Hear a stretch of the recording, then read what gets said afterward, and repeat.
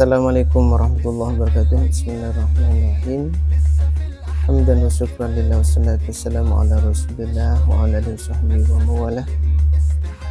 La haula wala quwwata illa billah. Alhamdulillah, di kesempatan kali ini saya akan memberikan penjelasan terkait dengan pembagian air dalam kitab-kitab fikih. Pada kesempatan kali ini saya sengaja memberikan materi itu karena melihat klip tadi itu ya, terkait orang yang mandi, kemudian setelah mandi itu pura-pura agak mau mandi karena mungkin dia dingin, akhirnya dia itu sambil setirnya disiram menggunakan air campuran es. Akhirnya dia itu mandi juga. Tapi bukan itu maksud saya ya, itu hanya konten ya, mungkin untuk macam-macam ya tujuannya, nggak paham juga. Nah, dari itu saya akan memberikan tambahan ilmu sama teman-teman dimanapun berada. Ini saat ini saya pegang kitab At-Tathib Matnul Ghayah wa Taqrib. Jadi dalam kitab ini hampir sama dengan yang ada di Fathul Qorib ya, mulai dari tata cara taharahnya, kemudian pembahasannya ke belakang hampir sama. Tapi intinya pada kesempatan kali ini izinkan saya akan memberikan bagi-bagi ilmu lagi ya, ilmu pengetahuan terkait dengan pembagian air ya, pembagian air. Jadi dalam pembagian air dalam kitab ini dan juga di kitab Fathul Qorib yang sangat tipis itu, di sini pembagian air itu ada 4. Pertama, air suci dan mensucikan dan tidak makruh menggunakan. Contohnya air hujan, kemudian air sumur, air laut, air sungai, dan lain-lainnya. Ini intinya setiap air yang murni tanpa bercampur apapun itu hukumnya suci dan mensucikan dan tidak makruh kita menggunakan. Kemudian yang kedua yaitu air suci dan mensucikan tapi kita makruh menggunakan. Contohnya air yang dipanaskan, air yang terjemur dengan sinar matahari, kemudian wadahnya terbuat dari besi atau tembaga dan lain-lain, sehingga berakibat ketika kita itu nanti akan mandi, air itu akan jadi panas. Atau dengan ma'ul mutakhon, air yang dipanaskan, entah itu disengaja ataupun panas dengan sendirinya. Kemudian berikutnya ma'ul mabarad, yang kedua itu adalah air yang sifatnya itu dingin. Contohnya mungkin air yang kena salju ya, ataupun yang dinginkan dengan cara yang tadi itu dikasih es di konten tadi itu. Jadi selama tidak bercampur dengan benda suci lainnya dengan kondisi dingin, maka air itu tetap bisa digunakan, tapi makruh ya, hukumnya makruh, lebih baik tidak digunakan kalau bisa gitu ya. Kemudian yang nomor 3, air yang mustakmal, air yang sudah kita gunakan untuk bersuci ya. Contoh kita wudhu, kemudian setelah wudhu airnya yang kita gunakan kemudian ditadahi dengan wadah di bawahnya, kemudian kita pakai lagi, maka hukumnya itu tidak sah. Ataupun kita wudhu di wadah yang kecil, yang wadah itu tidak mencapai ukuran 2 bilah, kemudian kita itu wudhu di sana, kemudian kita langsung wudhu masuk ke dalam wadah itu, maka air yang dalam itu hukumnya jadi mustakmal, hukumnya itu tidak boleh digunakan ya.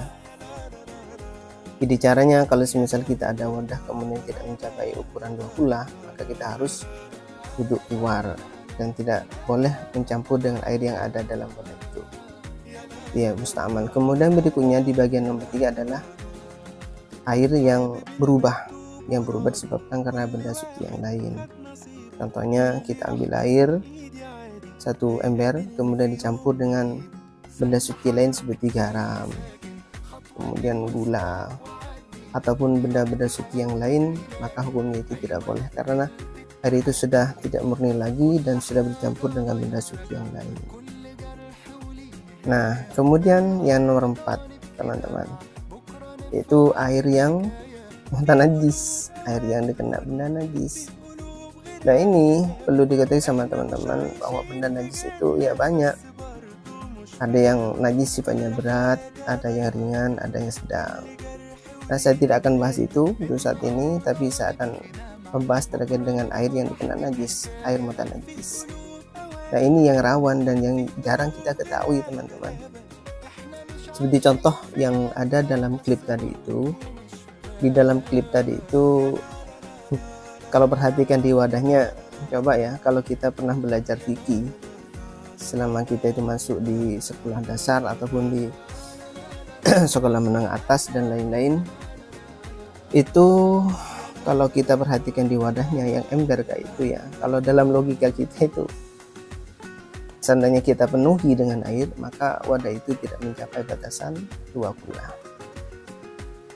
Nah, dari itu ketika semisal kita itu mandi di dekat dengan wadah itu, kemudian wadah yang ada di dalam itu dikena dengan jepretan air yang kita gunakan, apa kita nanti awalnya itu dawali dengan kencing ataupun yang lain ya, kita buang hajat. Nah, itu jelas itu sudah mukhtalid bin najasah ataupun bercampur dengan benda najis. Nah, dan ini yang banyak tidak tahu. Jadi seharusnya kalau kita buat wadah, kalau yang mustandard itu ya, batasannya nanti bisa mencapai batasan ukuran 2 kula, itu punya diameter 60 persegi ya, 60 persegi. Jadi kalau dalam bahasa kitabnya itu harus mencapai ukuran 2 kati dalam kitab Fathul Qorib itu. Nah, ukuran 60 cm itu bisa menggunakan penggaris atau yang lain ya, terserah teman-teman. Tapi intinya diameternya itu, ukurannya itu punya ukuran 60 persegi ya. Panjang lebarnya 60, atas bawahnya juga 60. Nah, nanti kalau misal wadah itu sepenuhi dengan air, maka walaupun nanti ada benda najis yang masuk ke dalam itu, misal ada percikan air yang najis ya, kemudian di dalam wadah itu airnya tidak berubah, maka maksudnya tidak berubah dari warna, rasa dan juga bau, maka kita itu menggunakan air itu hukumnya tak kenapa. Yang penting sifat air itu yang 3 itu mulai rasa, bau dan warna yang tidak berubah tak kenapa.